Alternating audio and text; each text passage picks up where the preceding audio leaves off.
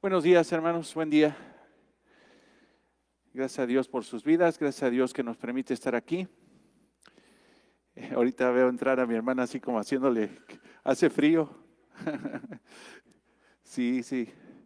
Para mis hermanos que están en casa, pues que están calientitos, queremos decirles que aquí también estamos con el gozo del Señor, pero sí está haciendo fresco y tenemos, ya saben, un espacio aquí que entra la luz muy bonito. El solecito, entonces ahí se están juntando los hermanos para que les dé como pollitos el sol, pero bueno, gracias a Dios que estamos aquí.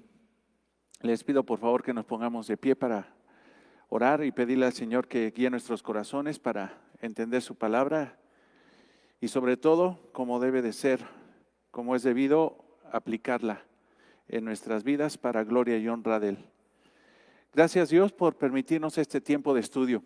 Gracias por bendecir nuestros corazones, Señor, a través de tu palabra. Sobre todo, Señor, gracias por poner tu unción, Señor, tu espíritu en cada uno de nosotros, para que a través de Él, que es el Maestro perfecto de la palabra de Dios, tu Espíritu Santo, Señor, nos enseñe tu palabra, Señor, nos guíe y nos lleve a toda verdad, Señor. Gracias, Señor, porque a través, Señor, también de la obra de Cristo tenemos libertad para hacer tu palabra, para vivirla, Señor. No somos perfectos, lo reconocemos, pero sí somos sinceros y deseamos, necesitamos, Señor. Ardemos, Señor, en nuestro corazón por el deseo de guardar tus mandamientos, porque eso, Señor, es nuestro deleite, eso, Señor, es nuestro deseo más íntimo, más puro, guardar tus mandamientos sinceramente. Gracias, Señor, por la vida de esta iglesia, gracias por la vida de mis amados hermanos que ya están aquí. Gracias por la vida de nuestros amados hermanos que ya están enlazados y los que falten, Señor, intégralos pronto.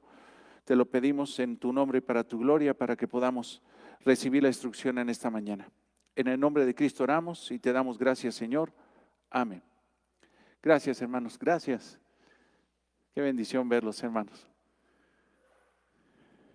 A ver al ratito cómo estamos con las calles cerradas y todo esto por el tema del autódromo. Pero ya estamos acostumbrados. Me recuerdo que la primera vez que ya estábamos aquí sí fue un caos. Creo que también las autoridades exageraron cerrando todo, cerraron muchísimas calles, pero ahorita pudimos entrar con libertad. Se los comento, hermanos, me parece que la calle de Centeno va a estar abierta. No la van a cerrar por si los hermanos vienen al ratito en sus autos. Creo que por Centeno van a poder entrar sin mayor problema, pero aún así tomen sus precauciones y vénganse pues temprano. Por favor, les pido que vayamos a Primera de Juan, capítulo 2, versículo 28. Primera de Juan, capítulo 2, versículo 28.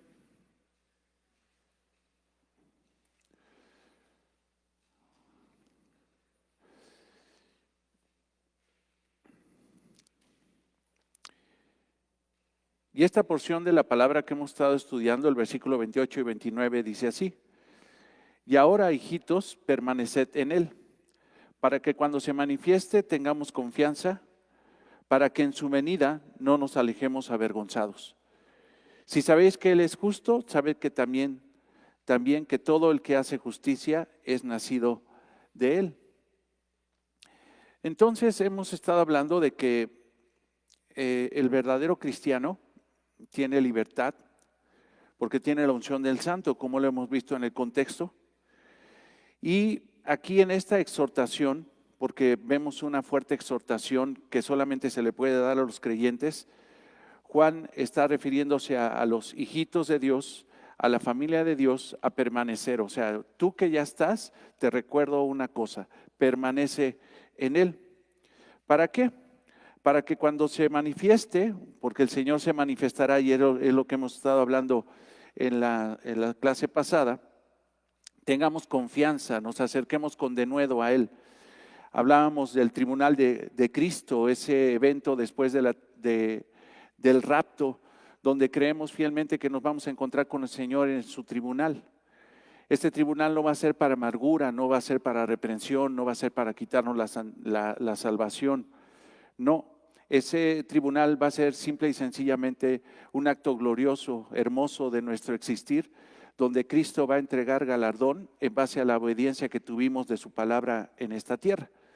Como les decía, no hay gente que tenga más Espíritu Santo o menos Espíritu Santo que otros, cristianos que tengan menos o más. Eso no, eso es una falacia, eso es una falsedad. Lo que sí hay es de que hay cristianos que obedecen más a la voz del Espíritu y cristianos que obedecen menos. Cristianos más maduros que guardan la palabra de Dios, que se deleitan en la palabra de Dios, y cristianos de repente olvidadizos que no entienden que debemos de guardar la palabra de Dios sí o sí.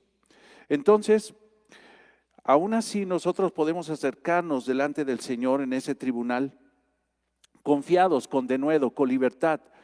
Dice la palabra, esa palabra en griego de confianza, con libertad de expresión, como lo debe de hacer un hijo, porque a fin de cuentas ahí dice que somos hijitos y tenemos que acercarnos confiados al Padre. Tenemos que acercarnos confiados a Jesucristo. No tenemos que hacer confiados porque somos hijos de Dios. Para que en su venida, y ahí está esa famosa expresión que hemos estado hablando en estos días, de la parrusia de Cristo, esa palabra en griego que quiere decir presencia, que cuando el Señor se manifieste en su presencia como Rey, no nos alejemos avergonzados. Entonces, el gran galardón que vamos a disfrutar en ese momento de estar delante del Señor, se manifiesta con confianza. Yo les pido que vayan a Hebreos 4:16. Tenemos muchos versículos que hablan cómo se tiene que acercar un creyente al Señor.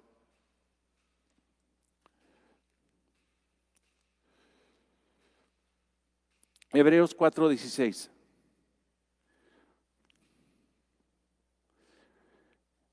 Acerquémonos, pues, confiadamente, otra vez la expresión, cómo se debe de acercar uno, ¿no? ¿No? Como extranjero, como una persona que no es parte del reino, no, o sea, tenemos que acercarnos, pues, confiadamente al trono de la gracia, para alcanzar misericordia y hallar gracia para el oportuno socorro. Hebreos 10:19, vayamos ahí.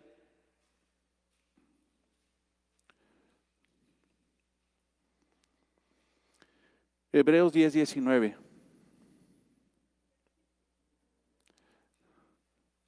Así que, hermanos, teniendo libertad para entrar en el lugar santísimo, y otra vez tenemos una expresión muy similar.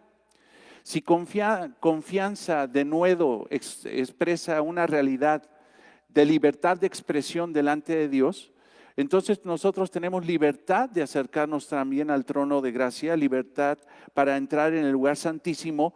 ¿Por medio de quién?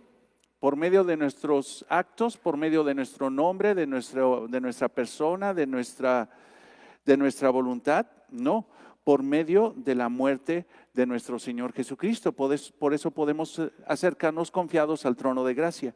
Un verdadero creyente entonces se va a acercar confiado a Dios, porque ha sido previamente aceptado por Dios, previamente lavado por Dios, justificado por Dios, salvado por Dios. Por eso podemos entrar confiadamente al trono de gracia. Entiendo, hermanos, es una idea que yo tengo, que cuando estemos delante de la santidad de Dios, de la presencia de Dios, de la manifestación de nuestro Dios, nosotros, hermanos, no vamos a tener amargura, porque eso es una realidad. Mas, sin embargo, nuestro corazón va a ser impactado de tal forma de que necesitamos estas exhortaciones para acercarnos. A pesar de que nos ha salvado, a pesar de que tenemos una relación íntima con Él a través de Jesucristo, necesitamos ser exhortados a acercarnos confiados. No sé, yo siento que algo va a pasar. Insisto, no es pecado, no es amargura, no es repudio de Dios ni del Padre. No es repudio de Jesucristo ni del Padre, sino que simple y sencillamente encontramos constantemente esas expresiones donde nos dicen: acércate confiadamente al trono, teniendo libertad de entrar en el lugar santísimo. En 1 de Juan 3:21, váyame ahí por favor.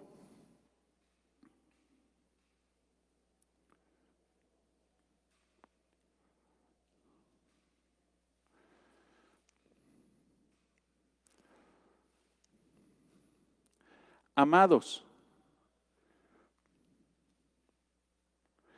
Si nuestro corazón no nos reprende, confianza tenemos en Él, ¿no? Recuerdo mucho esa actitud que deben tener los sacerdotes para entrar al lugar santísimo. Tenían que ser santificados, tenían que ser depurados, tenían que entrar en una condición no de pecado, limpios de pecado, porque nunca lo fueron. Nadie ha sido limpio de pecado, ¿no? Solamente nuestro Señor Jesucristo. Mas, sin embargo, ellos tenían la confianza de entrar guardando los ritos y los requisitos ceremoniales que Dios pedía para entrar a su presencia. Mas, sin embargo, nosotros no entramos a través de ritos ceremoniales delante de la presencia de Dios. Entramos, como vimos en un versículo, a través de la sangre, a través del sacrificio de nuestro Señor Jesucristo. Él nos ha lavado, nos ha justificado, tenemos la santidad del Hijo en nosotros. Él ha compartido su santidad y por medio de eso nosotros podemos acercarnos confiados al trono de gracia, como hijos espirituales, como hijos de Dios. Y eso es maravilloso, hermanos, porque eso, hermanos, solamente se da para un ámbito espiritual único, para los hijos de Dios. Primera de Juan 5:14, vayamos ahí, tenemos otra expresión que nos puede fortalecer para que tengamos confianza.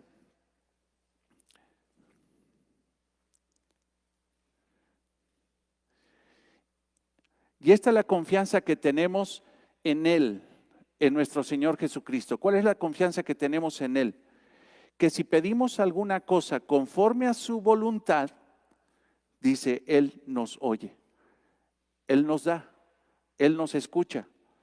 Él no solamente dice, pues te escuché, no, nos oye implica una expresión de dar, de reaccionar ante la petición. Entonces, lo que dice aquí el apóstol Juan en nuestro versículo 28 tiene una realidad absoluta de primera de Juan 2. Y ahora, hijitos, permaneced en Él, para que cuando se manifieste tengamos confianza, para que en su venida no nos alejemos de Él avergonzados. Es una vida entonces santa que permanece en Cristo. Si esa vida permanece en Cristo, entonces no tiene por qué no acercarse confiadamente al trono de gracia. Les pido que vayamos a Efesios 5:27.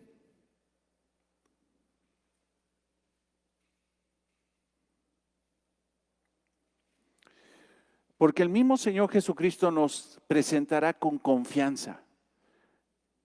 Efesios 5:27. Hablando de la iglesia. Efesios 5:27. A fin de presentársela a sí mismo. ¿Qué está diciendo aquí el apóstol Pablo?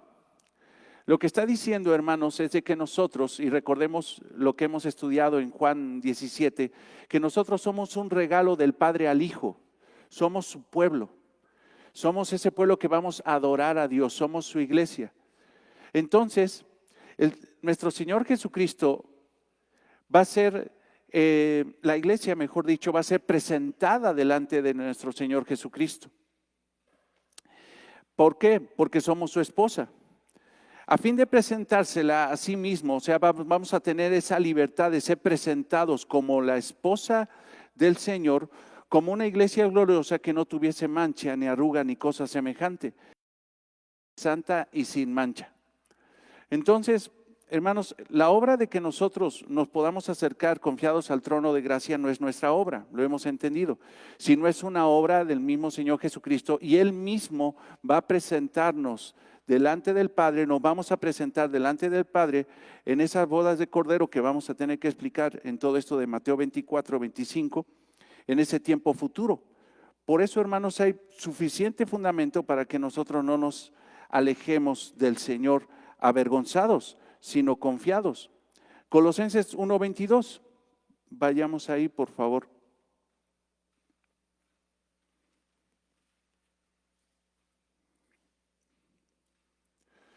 ¿Por qué nos podemos presentar delante del Señor? Porque Él nos limpió, porque Él quitó de nosotros la impureza espiritual.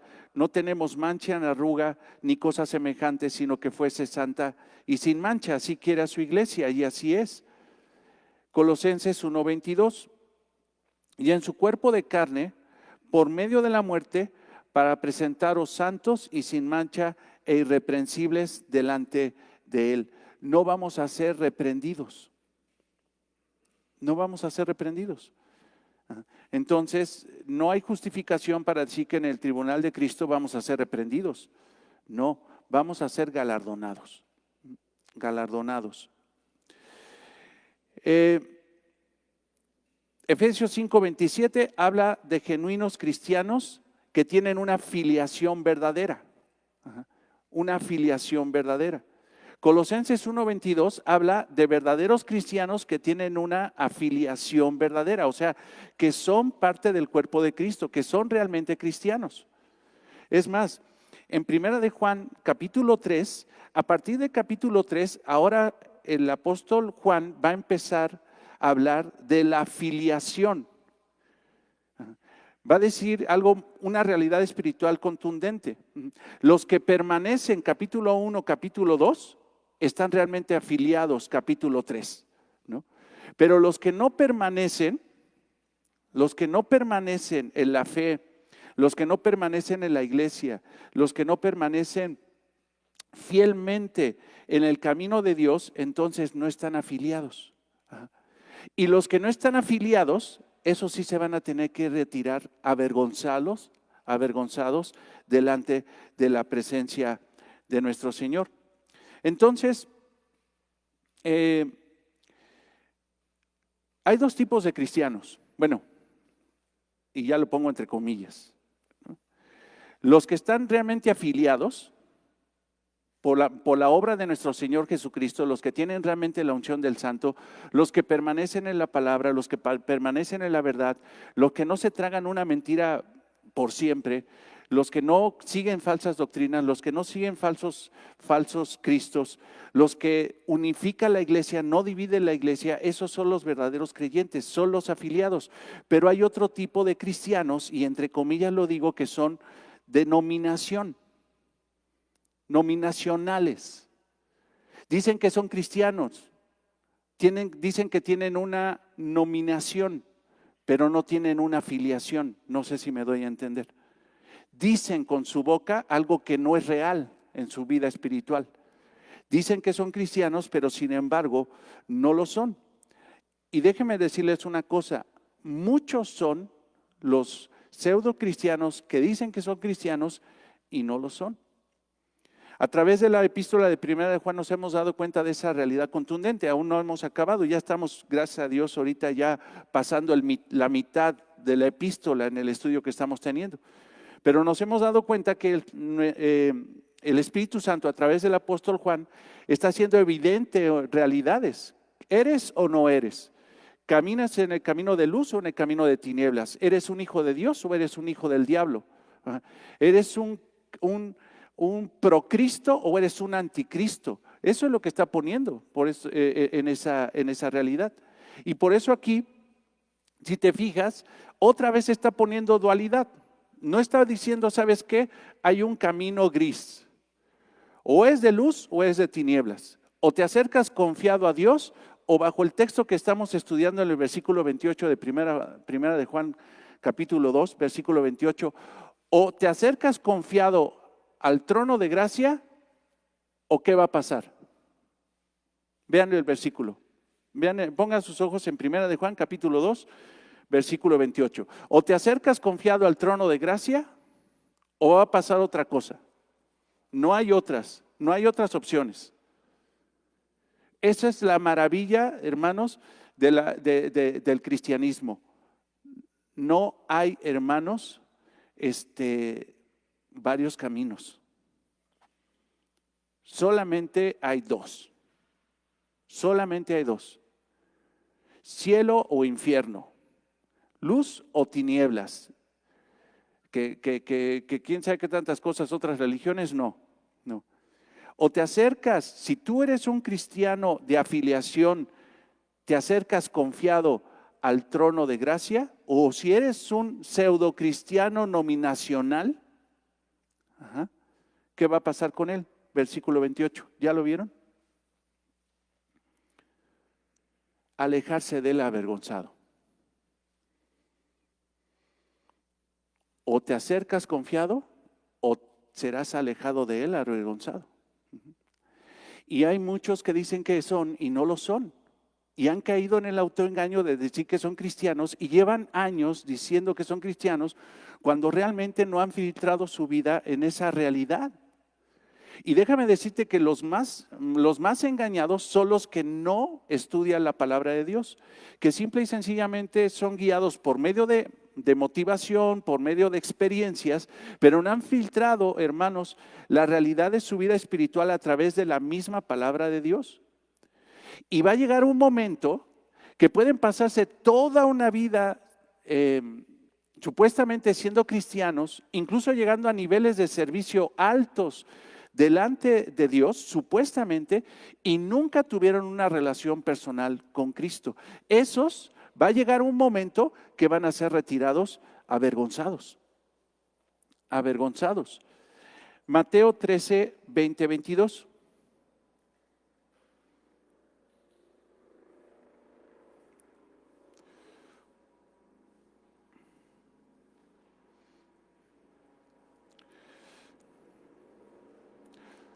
Muchos teólogos utilizan el término de cristianismo nominacional para hablar de un falso cristianismo. El cristianismo nominacional solamente existe de nombre, pero no como realidad. Un cristiano nominal nada más existe por nombre, pero no por realidad. O sea, nada más es de labios para afuera, pero realmente su corazón está lejano, lejos del Señor. Eso nada más existen de nombre, pero no es realidad lo que ese nombre designa. Dicen que son cristianos, pero no lo son, no viven esa realidad, no tienen esa realidad, no tienen la unción del Santo. Mateo 13:20, observa esto, observen esto. Y el que fue sembrado en pedregales, este es el que oye la palabra y al momento la recibe. ¿Qué dice ahí? Recuerden la parábola en esta sección larga del discurso parabólico del Señor, donde habla acerca de las parábolas del reino. Y el Señor está haciendo una parábola en relación al sembrador, a la palabra y al tipo de tierra que puede haber. Y al parecer, en Mateo 13, en la parábola del sembrador, todas son tierras, pero no todas tienen la misma sustancia, la misma realidad. Y hay algunos, dice ahí, incluso ya en la explicación, porque esta ya es la explicación de la parábola, dice, el que fue sembrado en pedregales, este fue el que oye la palabra. Oye la palabra, está sentado aquí, está escuchando la palabra, oye la palabra, pero no es un cristiano de afiliación, sino de nominación. ¿Por qué? Porque al momento la recibe con gozo, se goza la iglesia, aleluya, gloria a Dios, y danza, y empieza el gozo. Y yo soy cristiano, ¿por qué? Porque siento que soy cristiano, siento que soy cristiano.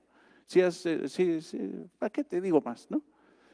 En la semana hablaba con una persona que le pedía a Dios que la acercara aquí a la iglesia, pero me decía, es que yo siento a Dios y me habla. Ya después donde me escandalicé más fue cuando me habla en sueños. Dije, ay Señor, otro de esos que dice que Dios le habla a través de sueños, ¿no? Cuando Dios habla a través de su palabra, hermano. Yo le explicaba a la persona con mucha paciencia, si tú te das cuenta cuántas veces Dios habló por sueños a través de la historia bíblica, a través de 1600 años de revelación bíblica que tenemos aquí, fue a escasas personas. Y Dios quiere hablarle a todo ser humano. Entonces estamos fritos porque a mí Dios no me habló hoy, hermano. Ni me acuerdo ni me acuerdo si soñé o no soñé. Dios habla a través de su palabra, ¿no? Pero todavía me dijo después, no, es que también la Virgen de Guadalupe me habla. Dije, no, pues ya está, pues está peor está el asunto. Ya. Entonces ya oré por esta persona, decía, ay Señor, ten misericordia, porque, pero se dicen cristianos, se dijo cristiano, yo soy cristiano, llegué a ir a una iglesia pentecostal, pero me confundían mucho, necesito que me ayude. Pues claro, si tú me lo permites, con gusto yo abrimos la Biblia y te ayudo. Pero fíjate esto, y el que fue sembrado en pedregales, este es el que oye la palabra y en el momento la recibe con gozo. El recibimiento de la palabra es por medio de experiencias de gozo, ¿no? Pero no tiene raíz en sí, versículo 21, sino que es de corta duración. Pues al venir la aflicción o la persecución por causa de la misma palabra que escuchó, luego tropieza. Y así pasa. Cuando la vida cristiana ya no tiene gozo, me retiro de la palabra de Dios. Me retiro de la vida de Dios. ¿Por qué? Porque simple y sencillamente no me da efecto, no me sirve. Pero aquí está diciendo que los que realmente están en la palabra son cristianos de afiliación. Esos podrá pasar lo que sea, pero permanecen en la palabra. Versículo 22, el que fue sembrado entre espinos es el que oye la palabra, pero el afán de este siglo, el engaño de las riquezas, ahogan la palabra y se hace infructuosa. Entonces, muchas tierras dicen que son cristianas, pero no todas son cristianas. Déjame decirte, incluso bajo el contexto de lo que estamos viendo, una persona que se dice cristiana y no obedece la palabra, no le interesa la palabra y solamente quiere gozo, es un cristiano, hermanos, nominacional. No es afiliado. No es afiliado. Ahora, vayamos a un versículo que pues, seguramente ya lo estás pensando, es el más contundente de todos probablemente en relación a los cristianos nominacionales. Vayan a Mateo 7, 21, 23.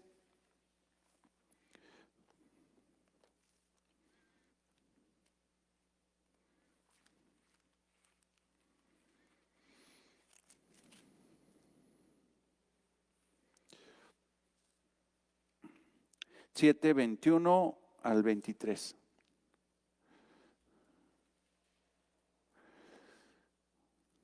Y llegará un momento donde estaremos delante de la presencia de Dios.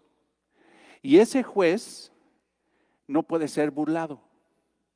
Ese juez sabe si realmente somos, si ese cristiano es afiliado o simple y sencillamente es nominacional. Tiene un nombre, pero no una realidad. Nominacional, nada más tiene el nombre. Y déjame decirte que esa es la gran trampa de las religiones. A pesar de que el cristianismo no es una religión, a pesar de que nuestro Señor no vino a establecer religiones, a pesar de que incluso nuestro Señor no vino a establecer nominaciones cristianas, que bautistas, que presbiterianos, que quién sabe, no, el Señor no vino a establecer eso. Ajá. El Señor no vino a establecer eso. El gran engaño de las religiones es que son nominacionales. ¿Qué quiere decir eso? Que nada más la gente vive su religión por nombre, pero no por vivencia. A menos de que aquí haya alguien distinto, pero te aseguro, ese fue mi caso, yo era católico nada más por nominación. ¿Sí o no? ¿O eras de hueso colorado? Así que digas todos los domingos misa, todos los domingos comulgar, todos los domingos estar ahí, irte a la catequesis, ¿no? O sea, todas las actividades del catolicismo romano las cumplías. ¿Y qué decías que eras? Cuando llenabas una solicitud de empleo y todavía la solicitud de empleo decía religión, profesa una religión, ¿qué le ponías? Pues católico. ¿Por qué? Porque soy de nombre, soy nominacional. Y todavía Satanás haciendo esa obra en el catolicismo romano y todas las demás, religiones, todavía pretende transferir esa nominación al cristianismo diciendo, soy cristiano, pero no leo la Biblia, no oro, no comulgo, vivo totalmente como yo quiero, pero soy cristiano. Puro nombre. Y se autoengañan. Se autoengañan. Y todavía les preguntan, ¿eres cristiano? Sí, soy cristiano. de puro nombre, pero al que no van a engañar es al Señor cuando estén en un momento escatológico, en un momento futuro, que puede ser hoy, que puede ser mañana, que puede ser dentro de 20 años, que puede ser en el momento de que esté uno delante de la presencia del Rey. Y dice esto el Rey, vean en el versículo 21, Mateo 7, 21. No todo el que me dice, no todo el que me dice. O sea, fíjate lo que está diciendo. Lo dices, tú te pusiste ese nombre, tú te pusiste esa etiqueta, pero realmente es pura etiqueta, pero el contenido sigue siendo igual. Perdóname el ejemplo, pero alguien toma Coca-Cola, creo que tengo un hermano que le gusta la Coca-Cola, ¿no? A ver si te ponen en un vaso Coca-Cola y en otro vaso Pepsi, no sabes diferenciar, a fin de cuentas son negros, echan gas y todo ese tipo de cosas.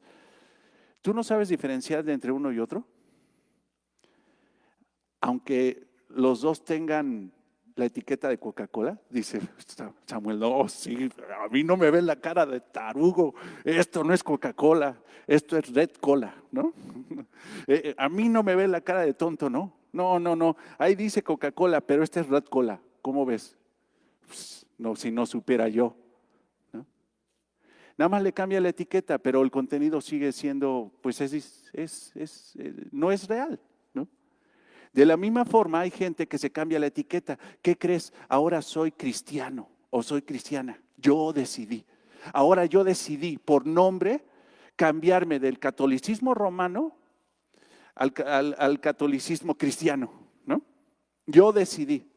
Cuando entendemos, hermanos, que uno no lo decide, porque estábamos muertos en nuestros delitos y pecados. Nosotros no decidimos acercarnos a Dios. Nosotros no decidimos la afiliación. El que decidió afiliarnos fue Dios en su gracia, en su misericordia. Ajá. Y muchos se van a presentar delante de Dios diciendo, yo soy cristiano, pero van a ser nominacionales. Yo soy cristiano y yo te digo que eres mi Señor. Yo te digo.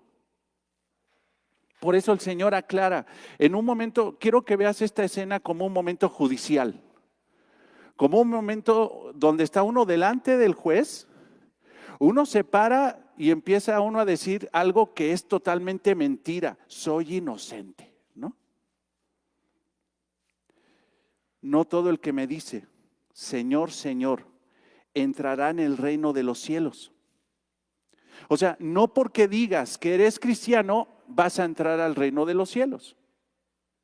Y creo que lo he explicado, esa expresión, Señor, Señor, lo ocupaban los hebreos mucho para expresar, afiliación, intimidad, relación, amor, adoración, comunión. Y lo vemos cuando en la zarza en Génesis 3 está Moisés y Dios le habla a Moisés y le dice, Moisés, Moisés. ¿Por qué le repite dos veces el nombre de Moisés? Porque va a ser su siervo, va a ser su profeta que va a sacar al pueblo de Egipto. Por eso le dice dos veces, Moisés, Moisés. Cuando Jesucristo reprendió a Marta de una forma amorosa, le dijo, Marta, Marta, afanada y turbada estás con muchos quehaceres. ¿Por qué le dijo eso? Porque era su amiga, como Lázaro, como María, eran íntimos. El Señor Jesucristo de la cruz le dijo, Señor, Señor al Padre, porque era y es su Señor. Entonces, aunque tú digas, parafraseando lo que te estoy diciendo, no todo el que me dices, Señor, Señor, aunque tú digas, tú eres mi Dios, tú eres mi Padre, yo te adoro, yo te amo, tú tenemos una relación íntima, tú y yo, Padre. Aunque tú me digas, Señor, Señor, no entrarás en el reino de los cielos. ¿Pero por qué? Porque solamente entrarán los que no son nominacionales, sino serán aquellos que son afiliados. Y un afiliado, déjame decirte una cosa, y es lo que vamos a ver en los versículos siguientes, en el versículo 29 de primera de Juan, capítulo 2, versículo 29, un verdadero afiliado cambia de vida. Se nota su cambio. Radicalmente cambia. Casi se vuelve una persona irreconocible, al grado de que la gente dice: oye, ¿qué te ha cambiado tanto? Estás irreconocible. Esos son afiliados. Y los afiliados, dice el Señor, hacen la voluntad de mi Padre que está en los cielos. Muchos me dirán, versículo 22, en aquel día, ¿qué día? El día que estén delante del juicio, delante del Señor. Aquí, hermanos, debemos de considerar esto. Esto no es el tribunal de Cristo. Aquí no hay galardón. ¿Tú ves que hay galardón? Que Cristo esté diciendo: siervo fiel y diligente, en lo poco fuiste fiel, en lo mucho te pondré, entra en el gozo del Señor. ¿Eso está diciendo? No. ¿Qué le está diciendo? Hipócrita, nominacional. Tú nada más fuiste a la iglesia por experiencias, por relaciones, por amistades. Tú nada más fuiste a la iglesia por una muchacha, por un muchacho. Tú nada más fuiste a la iglesia para que simple y sencillamente alguien te diera la razón a ti. Pero no fuiste a ser salvado, no fuiste a buscar el perdón de Dios, a buscar una relación a través de la humillación. Tú no buscaste eso. Y llegaste por mi voluntad, porque así lo permití en mi control soberano de todas las cosas, a llegar a niveles de servicio donde tú creíste por el lugar donde estabas que eras una persona afiliada. Y dentro de los afiliados eras grande. Eras una persona grande en servicio. Ve ahí el versículo 22. Y muchos me dirán en aquel día: Señor, Señor, ¿no profetizamos en tu nombre y en tu nombre echamos fuera demonios y en tu nombre hicimos muchos milagros? Dicho sea aparte, hermanos, o de paso, ¿no te parece que de esos cristianos nominacionales lo que más buscan es profetizar, echar fuera demonios y hacer milagros? Qué coincidencia, ¿no?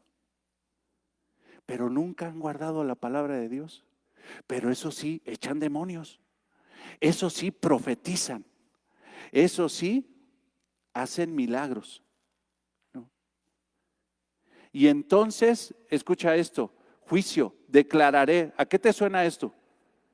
En el momento de que el juez se levanta y toma el martillo y da los 3 golpes para dar el dictamen, el veredicto, la realidad. Esta es la realidad del juez del universo, ¿no?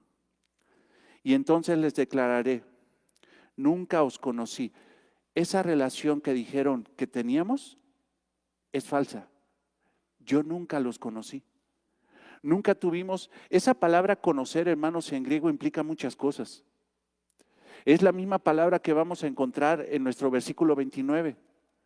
Conocer.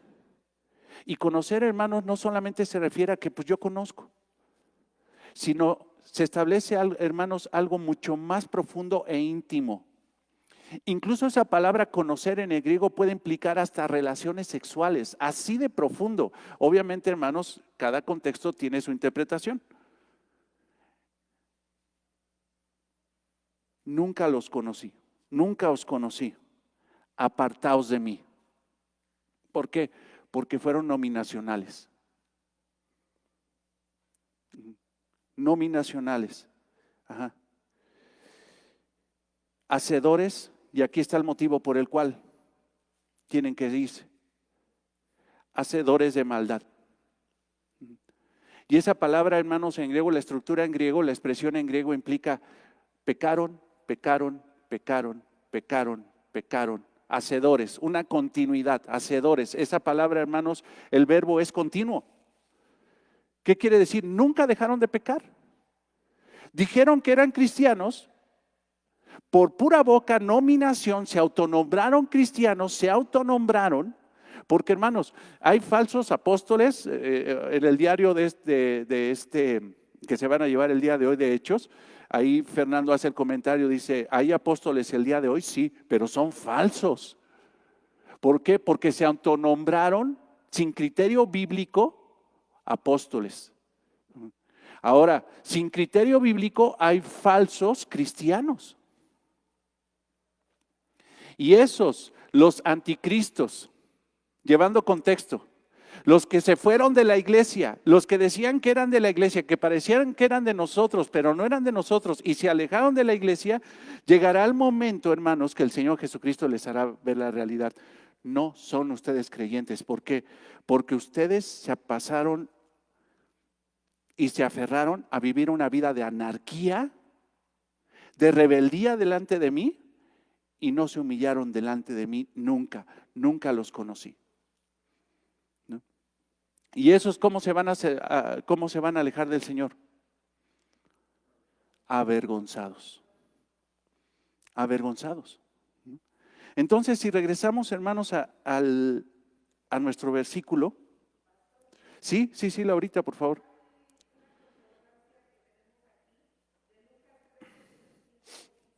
Uh-huh.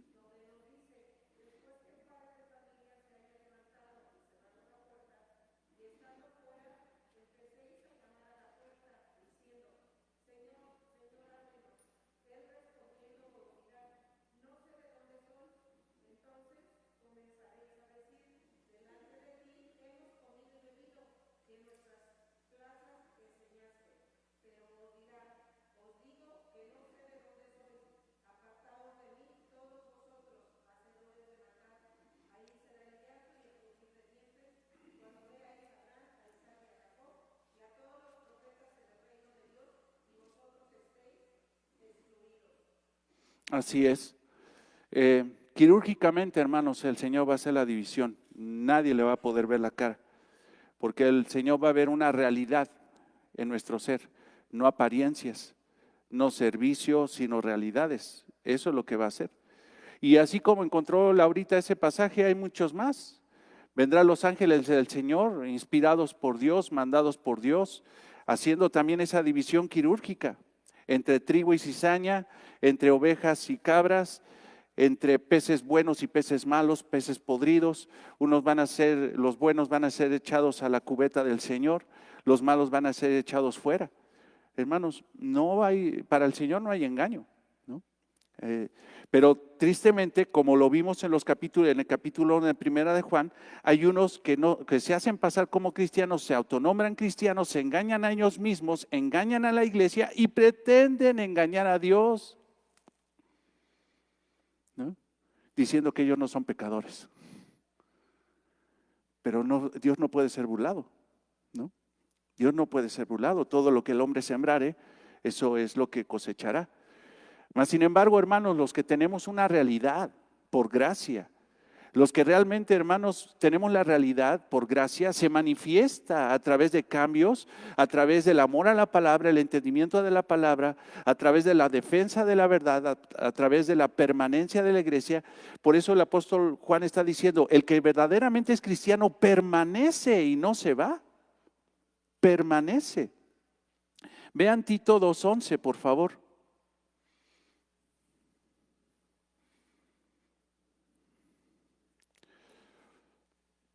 Tito 2:11.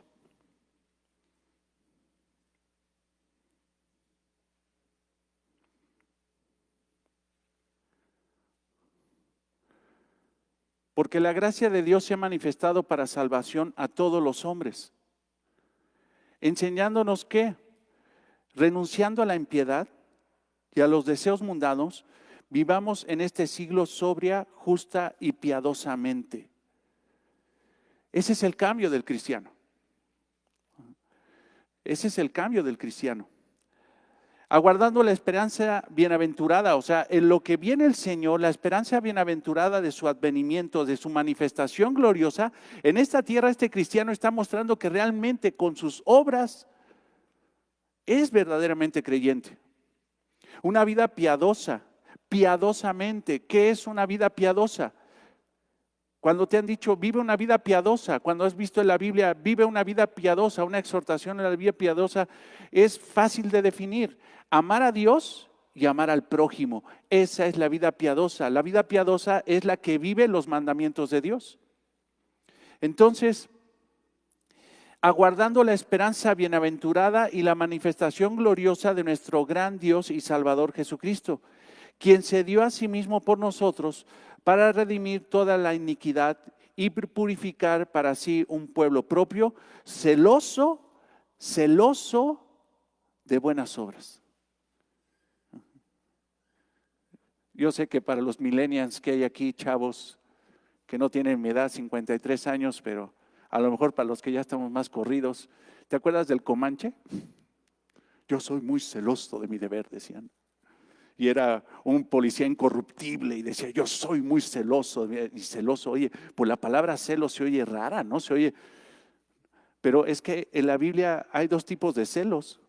El celo de Dios, que es santo, el celo de los creyentes de hacer una vida piadosa, y el celo de Satanás, que simple y sencillamente es destructivo, ¿no? Y un cristiano debe decir, yo soy celoso de buscar, de hacer buenas obras. Ese es mi celo, esa es mi pasión, para eso vivo. Yo soy celoso, yo no me descuido, yo celo mi vida y quiero hacer buenas obras. Apocalipsis 22:12, te lo leo nada más. Apocalipsis 22:12.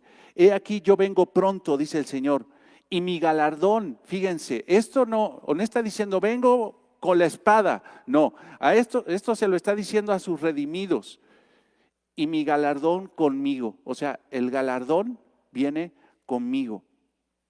¿Para qué? Para recompensar a cada uno según sus obras. Recompensa. Entonces, hermanos, nosotros estamos aquí para guardar la palabra de Dios, y entre más la guardemos, más obediencia. Hermanos, en el momento de que nos acerquemos confiados al trono de gracia con libertad de expresión, no nos alejaremos avergonzados, porque hemos sido redimidos por Cristo y estaremos delante de Él para que Él nos dé recompensa según las obras, según la obediencia que tuvimos en esta tierra a su palabra. Entonces, una evidencia genuina de que alguien tiene esta esperanza, porque vean, regresemos a Primera de Juan capítulo 2, versículo 28.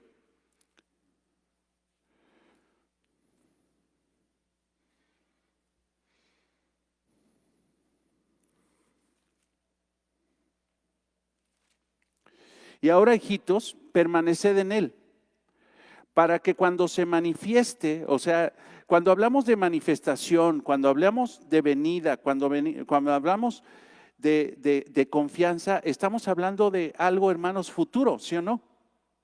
Porque aún no ha pasado. O sea, nosotros no nos hemos puesto delante del Señor porque aún seguimos vivos. No nos hemos puesto delante del Señor porque aún no ha venido el rapto. O sea, no ha llegado ese momento, pero nosotros tenemos la esperanza de que va a pasar. Hermanos, en en 1 Corintios 13, dice que van a prevalecer tres cosas en la vida del creyente, que son el fundamento, hermanos, de la vida del creyente, de la verdadera fe. Tres cosas, no sé si alguien las sepa. Al final de 1 Corintios 13. La fe, la esperanza y el amor. Ajá. ¿Y cuál es mayor de todos ellos? El amor. La fe es para aquí. O sea, está diciendo, si tú tienes fe, tú permaneces aquí. Si tú tienes fe, defiendes la fe. Si tú tienes fe, estás aquí. La esperanza es lo que te hace proyectarte hacia el futuro. ¿Tienes la esperanza de qué? ¿Cuál es la promesa de nuestro Señor Jesucristo? Según el contexto de 1 de Juan capítulo 2. La vida eterna. ¿Tenemos la esperanza de qué? De que tendremos. Es más, podríamos decirlo en esta realidad. Ya tenemos vida eterna. Esa es nuestra esperanza. Ajá. Pero quien tiene fe y quien tiene esperanza, ajá, lo refleja con un cambio de vida. O sea, la gente puede decir, yo tengo fe, yo tengo esperanza, pero lo que nos va a decir en el versículo 29, ve esto, en el versículo 29 de 1 de Juan capítulo 2, va a decir que el que tiene esa genuina esperanza en Cristo, no solamente recibe los galardones por gracia, sino también tiene un cambio de vida. Un cambio de vida. Ve el versículo 29. Ahora, para darte un poquito de contexto, porque yo quería interpretar, o sea, empecé a interpretar el pasaje, el versículo con las palabras, porque tenemos 2 veces repetida la palabra sabéis, sabed. ¿Lo ves ahí en el versículo 29? Ahora, lo maravilloso de verlo en los escritos en griego es que te das cuenta que son 2 palabras distintas. Aunque la interpretación de la Reina Valera 1960 parece que es el mismo verbo, son 2 palabras distintas en el griego que tienen una implicación totalmente distinta. Pero antes de entrar a eso, yo te quiero recordar el contexto histórico de estas palabras. ¿Te acuerdas de los gnósticos que hemos hablado tanto? Que decían que eran cristianos, que decían que conocían, que sabían, que conocían a Dios, que sabían los aspectos de Dios y de Jesucristo a través de éxtasis espirituales. Pero la realidad, hermanos, es de que no vivían conforme a Cristo. Decían que conocían a Cristo, pero no vivían conforme a Cristo. ¿Por qué? Porque violaban la doctrina de Cristo diciendo que Cristo no es Dios. Porque entraban a la iglesia no para amar a la iglesia, no para permanecer en la iglesia, sino para violentar a la iglesia, dividir a la iglesia y hacerse pasar hipócritamente como cristianos. O sea, no eran, pero decían aún así que tenían una experiencia, que tenían un conocimiento elevado de Cristo. El pensamiento gnóstico decía un principio muy griego que tenían en la mente los griegos de que lo divino no puede ser humano. Lo divino no puede ser humano, lo espiritual no puede ser carne, porque lo espiritual es bueno y la carne es mala. Lo espiritual es bueno y la carne es mala. Entonces, cuando Jesucristo, Dios encarnado, se revela como Dios dentro de un hombre, en esos momentos dijeron, no, entonces, si Jesucristo es Dios, pero es hombre, es carne, entonces Jesucristo es malo. Y empezaron a decir, por el contexto de 1 Corintios 12, que Jesucristo es maldito. ¿Sí recuerdas ese pasaje que decían, el que diga supuestamente en el Espíritu de Dios que Jesucristo es anatema? ¿Qué le pasa? ¿Por qué? Pues si me estás diciendo que Jesucristo es hombre y Jesucristo es Dios, entonces Jesucristo es malo, porque los hombres son malos, la carne es mala y lo divino, lo espiritual es bueno. Y ahí es donde se atrevieron a dividir a nuestro Señor Jesucristo en 2 personas muy distintas. Y todavía, según con sus conocimientos altos de Dios, violentaban la palabra de Dios constantemente. O sea, no vivían la palabra de Dios, no eran gente piadosa. Se emborrachaban, orgías, situaciones totalmente homosexualidad, situaciones totalmente fuera del orden de Dios. Ahora, bajo ese contexto, escucha la ironía del versículo 29. Ve, primera de Juan, capítulo 2, versículo 29. Si sabéis, sí. O sea, entiende una cosa, probabilidad. Si dices que tú sabes, si sabéis que Él es justo, si tú dices algo acerca de Jesús, y vaya que esto es bueno, esto es real, si sabes que Jesús es justo, todos los que proceden de Jesús son justos. Pero ustedes dicen que saben, ¿y dónde está su vida de justicia? Si sabéis que Él es justo, sabed también que todo el que hace justicia es nacido de Él. ¿Te fijas? O sea, yo soy cristiano porque conozco a Cristo. Pues entonces, si conoces a Cristo, debes de conocer también que todo el que es nacido de Él practica la justicia. Entonces, ya viendo esto, hermanos, yo veo aquí un ataque frontal otra vez contra los gnósticos. O sea, recuerda una cosa, para interpretar bien un pasaje bíblico tenemos que entender el contexto histórico. Tenemos que entenderlo. Si no entendemos el contexto histórico, no vamos a entender el sentido de la epístola. ¿Por qué lo escribió? Para esto escribí todas estas cosas, dice Juan, repetidas veces en la epístola. ¿Por qué? Porque él estaba corrigiendo problemas dentro de la iglesia. Las epístolas son correctivas, acuérdate, son prescriptivas. Problema en la iglesia y los apóstoles se quedan, no, pues hay que se deshaga el evangelio. No. Escribían la epístola y la mandaban corrigiendo el problema dentro de la iglesia. Y aquí hay una corrección severa contra los gnósticos que dicen que saben de Dios. Bueno, si saben de Dios, entonces ¿dónde está la vida piadosa? O sea, si te dices, híjole ya, si te dices un gran teólogo, si te dices un gran experto en la palabra de Dios, si dices que eres una persona que ha profundizado en el conocimiento de Dios, ¿dónde está la vida piadosa? O sea, ¿dónde está? No es coherente lo que estás diciendo. Eres nada más una persona nominacional, pero no tienes una integración, una afiliación al cuerpo de Cristo. Versículo 29. Si sabéis, Judá, la palabra en griego. Y esa palabra Judá es muy distinta a la palabra sabed, porque la palabra sabed es dikaios. Aquí tenemos dos palabras totalmente distintas, pero si ves, dice sabed, sabéis, sabed. ¿A qué te suena? Pues de saber, ¿no? En distinta conjugación. Pero resulta, hermanos, que la expresión en griego son palabras distintas. Una se refiere, la primera, Judá, saber, entender, un conocimiento intelectual. Eso es lo que está diciendo.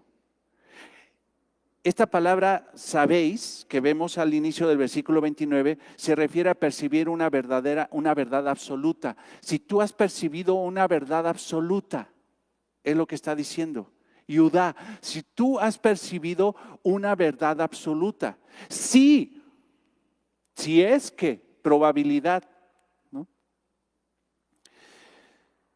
La segunda palabra, sabed, es dikaios, perdóname, ginosco, me estoy equivocando ahí, ginosco. La primera es percibir una verdad absoluta. La segunda es ginosco. Dikaios es justo, es bueno, es aprobado. Ahorita les explico. Entonces, esa segunda expresión, sabed, ginosco, se refiere a tener un conocimiento relacional. Conocer por experiencia, no por teoría. Entonces, reembobino. ¿Sabéis? Se refiere a percibir una verdad absoluta, lo percibo. Ajá. Pero el segundo sabed, ese es ginosco, que se refiere a un conocimiento de experiencia relacional. Ahora te lo hago más sencillito. Lo voy a parafrasear como si tuviéramos la Biblia en griego aquí. Si dices que percibes la realidad absoluta de Dios, ¿por qué? O tienes que entender que esa realidad se percibe y es real a través de un conocimiento relacional con Dios. No es teoría, es práctica. No es teoría. Y los gnósticos eran pura teoría, pero nada de práctica. Les decía hace ratito que la palabra ginosco, esta palabra ginosco, que es la segunda expresión de sabéis, sabed también que todo el que hace justicia, esa palabra es ginosco. Y esa palabra, hermanos, llega a tener una experiencia relacional de conocimiento tan íntimo que muchas veces en la Biblia se utiliza para expresar las relaciones sexuales. Y conoció a su mujer. ¿H. la conoció? ¿Que no la conocía? No, tuvo intimidad con ella. O sea, un conocimiento que no se da solamente en una relación extremadamente íntima. Es lo que está diciendo aquí. Entonces, dices que conoces a Dios, estudias la palabra de Dios, tienes conocimiento de Dios, entonces, si realmente ese conocimiento es real, se tiene que convertir en un conocimiento experimental relacional con Dios. O sea, un cambio de vida. Ahora, regresemos al versículo 29. Si sabéis que Él es justo, o sea, si tienes el entendimiento de que Dios es santo, que Dios es dikaios, porque la palabra justo es dikaios, y dikaios se refiere a justo, bueno, aprobado. Si sabes que Dios es justo, es bueno, es santo, es dikaios, si tienes ese conocimiento, entonces tienes que saber que todo el que hace justicia es nacido de Él. Si el Padre es santo, ¿cómo tenemos que ser nosotros? Si el Padre es justo, ¿cómo tenemos que ser nosotros? Ahora, ¿cómo sabes eso? ¿Vino un angelito y te lo dijo?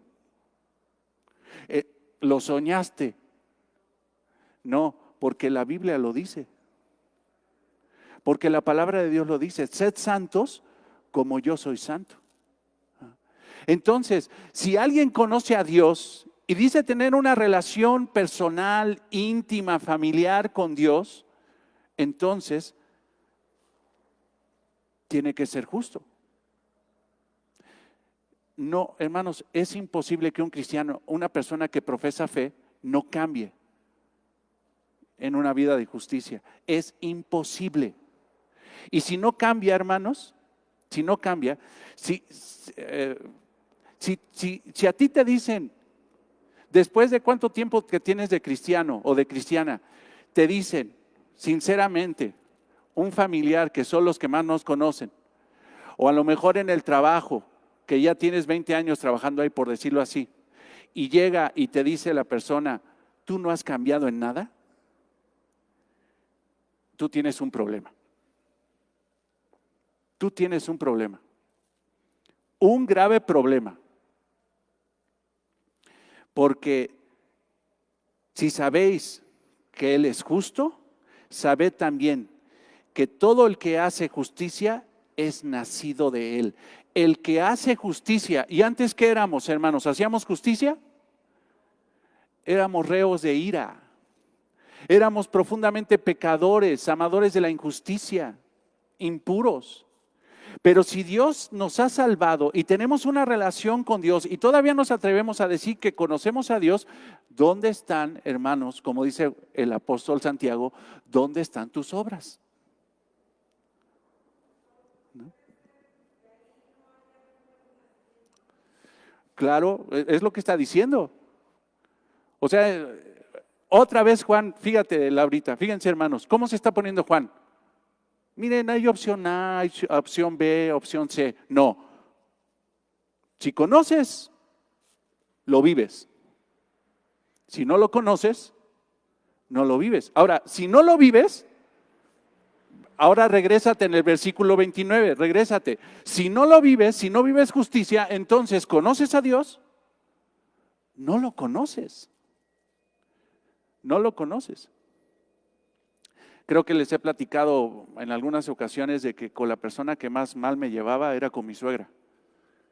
Era unos agarrones gachos, o sea, al grado que los días 24 yo no conocía del Señor, nos sentábamos a cenar en la cena y acabamos casi literalmente aventándonos el pavo a la cara, de pedradas, de echadas, de indirectas, de que Parecíamos Pedro Infante y Jorge Negrete ahí, que conste que no soy tonto como tú, y ella me contestaba y feo.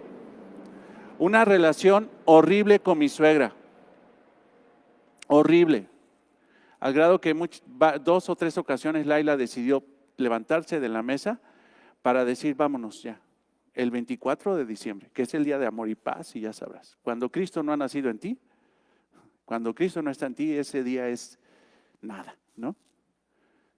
Pero el Señor me salvó y empecé a cambiar. Y de lo poco que iba avanzando en la palabra de Dios, un día, ya sabes, ¿no? De tus experiencias, ¿no? De que oyes a Dios. Según oí a Dios y me dijo, ¿tú crees que yo amo a tu suegra? No, pues sí, porque tú eres bueno. Entonces, ¿por qué tú no aprendes a amar lo que yo amo? Y no, hombre, empecé a cambiar. Y cambié, o sea, realmente cambié. Después hoy te puedo fundamentar realmente cómo tengo que amar a mi prójimo y amar incluso a los que me ofenden y lo que sea. Yo la ofendí, le pedí perdón, y cuando llegó ese momento de que yo llegara de veras, sinceramente, humildemente a decirle, suegra, perdóneme por todo lo que le he hecho, me dice, ay, ¿tú qué vienes? ¿Tú qué vienes? ¿Tú qué? Si no te acuerdas cómo eras. Dijo eras. ¿Ya lo notó? Pero si me hubiera dicho cómo eres, ¿con qué argumento digo que yo conozco a Dios si sigo siendo igual? Un cristiano cambia para la gloria de nuestro Señor. Leemos un versículo más, hermanos, y terminamos. Primera de Pedro 1:13.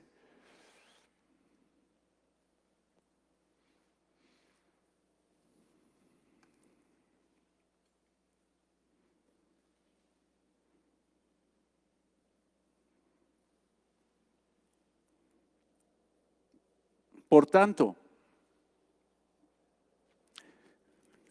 casi uno puede agarrar el versículo de Primera de Juan, ¿no? Capítulo 2, versículo 29, y pegarlo con este, y parece que está como que seguidito. ¿Te das cuenta cómo está la línea hermosa de la inspiración divina, que todo tiene congruencia?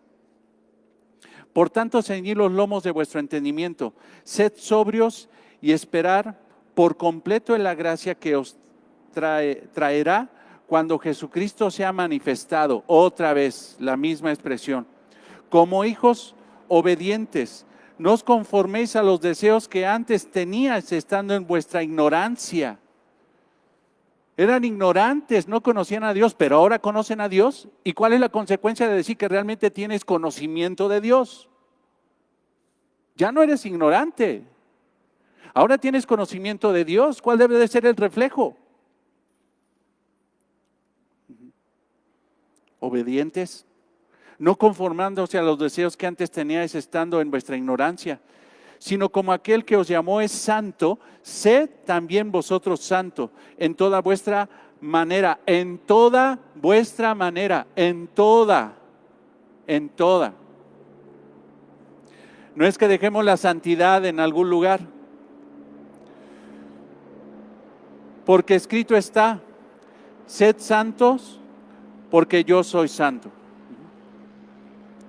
Entonces, ahí lo dejamos, hermanos, ahí lo dejamos. Yo nada más quiero que tú reflexiones, que reflexionemos en que si nosotros decimos que somos, y todavía podemos decir que no solamente somos, sino que también conocemos, la evidencia de que somos, la evidencia de que conocemos, se refleja en una sola cosa: la vida que tenemos. Pero si la vida que tenemos no es congruente con quien conocemos y con lo que decimos de ser, no lo somos.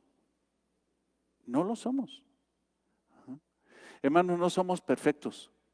Entendemos, somos pecadores. Pero genuinamente, hermanos, genuinamente y sinceramente, nosotros no queremos pecar.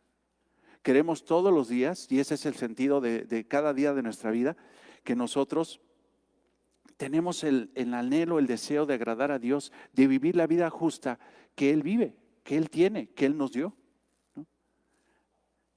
La evidencia más grande, hermanos, hay gente que se dice cristiano, pero no te fijes en lo que dice la gente. Fíjate en sus frutos. Por sus frutos los conoceréis. Nominacional, cualquiera, yo soy cristiano. Vivencial, integrado, afiliado, solamente los verdaderos creyentes. Y los que son integrados viven sinceramente una vida justa que agrada a Dios. Amado Señor, te damos gracias por este tiempo de estudio. Gracias, Señor, por tu palabra.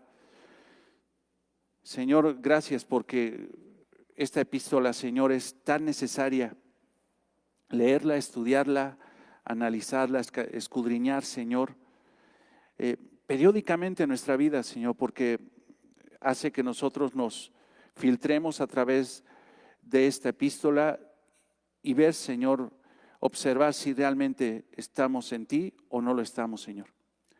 Padre, si a través de esta enseñanza, de estas enseñanzas, hemos reafirmado y confirmado que estamos en ti, Señor, te glorificamos porque nos has permitido y hemos prevalecido y tú nos haces, Señor, permanecer en tu gracia y nunca, Señor, nos retiraremos de ti, Señor, porque tú nos has salvado por siempre y para siempre. Pero si a través de esta enseñanza algún hermano, hermana, algún amigo, amiga se han dado cuenta de que realmente no son hermanos, que realmente no es hermana, que realmente no son cristianos, Señor, te damos gracias por eso, porque les estás quitando el engaño de su carne, Señor, el engaño, Señor, de su corazón pecaminoso. Te pedimos, Señor, que tú los convenzas a través de tu espíritu de pecado, de justicia y de juicio, Padre, para que los traigas a ti en arrepentimiento y fe genuinamente, Señor, no hipócritamente, sino genuinamente, para que ellos experimenten la salvación que tú das por gracia a los que se acercan humildemente a ti, Señor, en arrepentimiento y fe. Te damos gracias por este estudio, en el nombre de Cristo. Amén. Hermanos, Dios los bendiga, Dios los guarde y hermanos, pues los esperamos acá. Les recuerdo que pues está lo del autódromo, vénganse con tiempo, no sabemos cómo va a estar allá afuera en las calles. Lo que sé, creo que la calle de Centeno no la van a cerrar, pero de todos modos, vénganse con tiempo para que no vayan a tener inconveniente. ¿Ya está todo cerrado? Ya está todo cerrado.